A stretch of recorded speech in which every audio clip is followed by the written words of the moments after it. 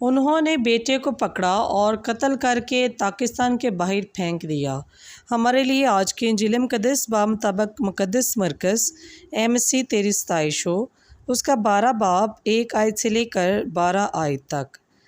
پھر وہ ان سے تمثیلوں میں بات کرنے لگا کہ ایک شخص نے پاکستان لگایا اور اس کے چاروں طرف احاطہ گھیرا اور کھود کر کلوگڑ اور برج بنایا اور اسے اجارہ داروں کو اجارے پر دے کر غیر ملک میں چلا گیا۔ پھر وقت پر اس نے ایک نوکر کو اجارہ داروں کے پاس بھیجا تاکہ وہ اجارہ داروں میں سے پاکستان کے پھلوں میں سے لے لے۔ انہوں نے اسے پکڑ کر پیٹا اور خالی ہاتھ لوٹا دیا۔ اس نے دوبارہ ایک اور نوکر کو اس کے پاس بھیجا۔ انہوں نے اس کا بھی سر پھوڑا اور اس کو بے عزت کیا۔ پھر اس نے ایک اور کو بھیجا، انہوں نے اسے قتل کیا۔ پھر اور بتھیروں کو بھیجا، انہوں نے ان میں سے بعض کو پیٹا اور بعض کو قتل کیا۔ اب اس کا ایک اور باقی تھا، اس کا بیٹا، اس کا پیارا۔ آخر اس نے ان کے پاس یہ کہہ کر بھیجا، وہ میرے بیٹے کا تو لحاظ کریں گے۔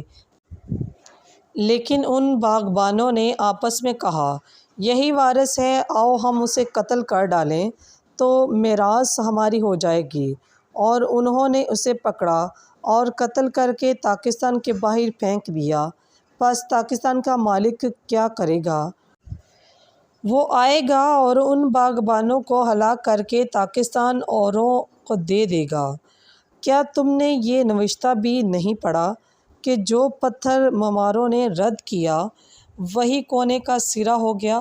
یہ خداوند کی طرف سے ہوا ہے اور ہماری نگاہوں میں تعجب انگیز ہے۔ تب وہ اسے پکڑنے کی کوشش کرنے لگے، مگر وہ عوام سے ڈرتے تھے کیونکہ وہ سمجھ گئے تھے کہ اس نے یہ تمثیل ہمارے ہی حق میں کہی ہے۔ پس وہ اسے چھوڑ کر چلے گئے۔ پس پاک کلام کے پڑھے اور سنے جانے پر خداوند کی خاص برکت ہو۔ خداوند کا شکر ہو۔